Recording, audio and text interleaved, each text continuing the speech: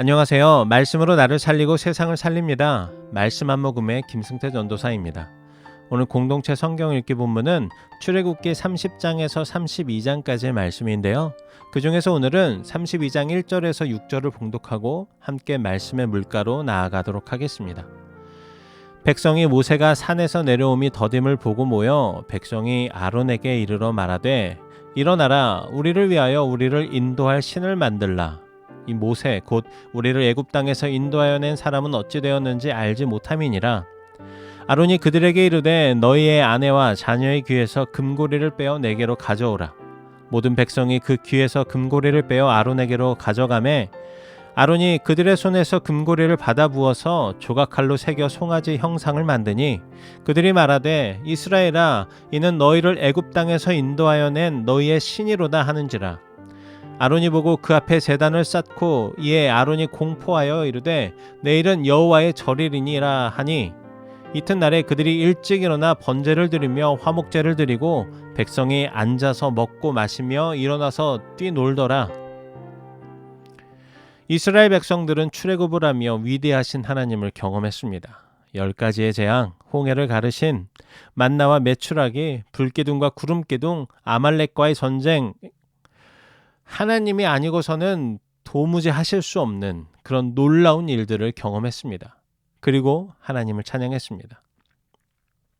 그런데 참 아주 오랜 시간 동안 노예 생활을 하면서 그들의 몸에 밴 그 원망과 불평이 끈질기게 남아 있었습니다. 목마르다고 원망하고 배고프다고 불평합니다. 차라리 애굽의 노예 생활이 낫겠다며 말도 안 되는 말들을 쏟아냅니다. 그리고 급기야는 오늘 말씀에 보면 하나님을 대신할 금송아지를 만들어 버립니다. 여러분, 지금 이스라엘의 상황이 어떤 상황입니까? 모세가 시내산에 하나님의 말씀을 받으러 올라가 있는 상황입니다. 그러면 그 위대하신 하나님이 모세를 불러서 말씀을 주시니까 이스라엘 백성들은 어떻게 해야겠습니까? 두렵고 떨리는 마음으로 경건하고 겸손하게 경외하는 마음으로 하나님의 말씀을 기다려야 하는 것이 아니겠습니까? 그런데 모세가 시내산에 올라간 지 오래되었다며 불안해합니다. 모세가 시내산에 올라간 지 1년이 됐습니까? 10년이 됐습니까? 아닙니다. 고작 40일입니다. 이스라엘 백성들은 왜 하나님이 안 보일 때 불안해하고 왜 금송아지가 보일 때는 기뻐 뛰며 춤을 출까요? 무엇이 그 차이를 만들었을까요? 1절에 보면 이스라엘 백성들이 아론에게 자기들을 인도할 신을 만들라고 하면서 모세가 어떻게 되었는지 모른다고 합니다. 신을 만들어야 하는 이유가 모세가 없기 때문입니다. 여러분, 모세가 없으면 하나님이 없습니까? 아니죠. 모세가 없어도, 아론이 없어도, 미리암이 없어도 하나님이 계십니다. 모세가 없으면 그럼 하나님이 일을 못 하십니까? 그것도 당연히 아니죠. 모세가 없어도 여호수아를 통해서 일하시고 갈렙을 통해서 일하십니다. 그런데 왜 모세가 없어서 신이 필요하다고 하겠습니까? 눈에 안 보이는 하나님이 아니라 눈앞에 있는 모세를 그들은 바라봤기 때문입니다. 이스라엘 백성들은 하나님을 온전히 믿은 것이 아니라 하나님의 역사하심의 통로였던 모세를 따른 것입니다. 이것은 불뱀 사건을 통해서도 우리가 잘 알 수 있습니다. 민수기 21장에 보면 이스라엘 백성들이 또 원망을 해가지고 하나님이 불뱀을 보내서 이스라엘 백성들을 물어 죽게 하십니다. 그때 모세가 하나님께 용서를 구하며 기도하자 하나님은 모세에게 놋뱀을 만들어서 장대 위에 달라고 말씀하셨습니다. 그리고 그 놋뱀을 보는 사람들은 살았습니다. 그런데 이스라엘 백성들은 그 놋뱀을 우상으로 만들어 버렸습니다. 그래서 그 놋뱀에게 분향하며 제사를 드렸습니다. 그 놋뱀이 어느 때까지 그렇게 됐냐면 나중에 히스기야 왕 때에 가서야 비로소 그 놋뱀을 부셔버렸습니다. 여러분, 장대에 달린 놋뱀이 위대합니까?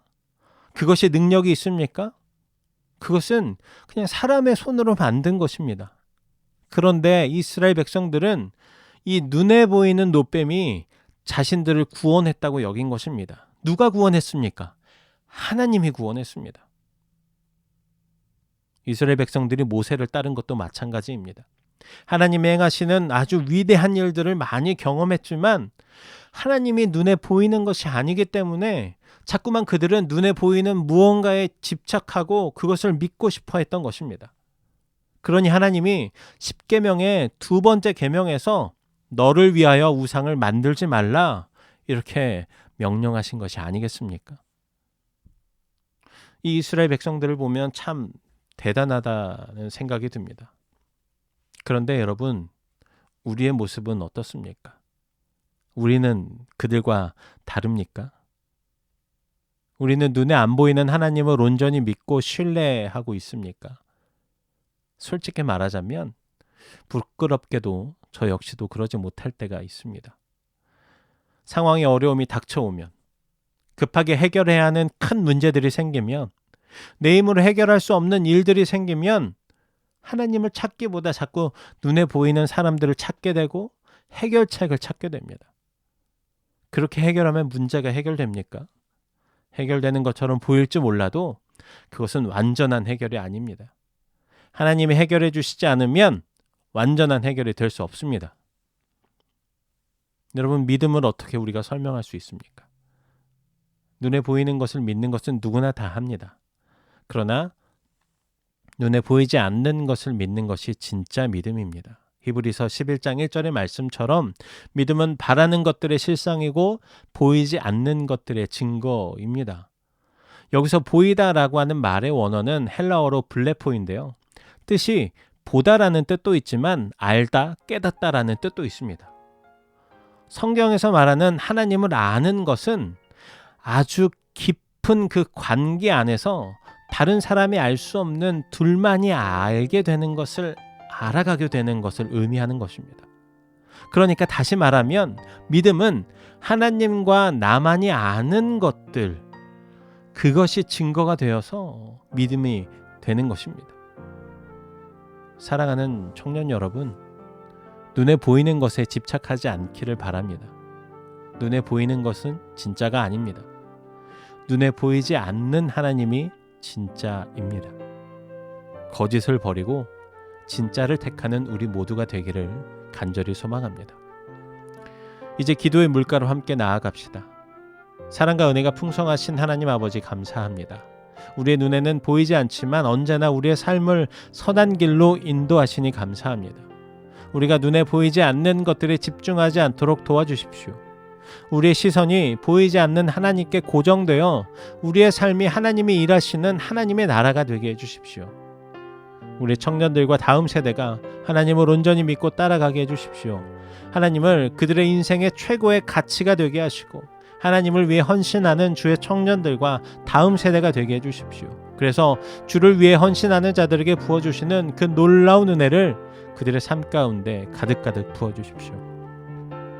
주님, 오늘도 각자의 삶의 자리에서 고군분투하는 청년들을 붙잡아 주시고 지쳐있는 청년들에게 다가가셔서 위로해 주십시오. 하나님으로 인해서 새 힘을 얻어 독수리가 날개치며 올라가는 것 같은 놀라운 삶의 역사가 나타나도록 축복해 주십시오. 감사합니다. 사랑합니다. 우리를 자녀 삼으시고 하나님의 나라로 만들어 가시는 예수님의 이름으로 기도합니다. 아멘.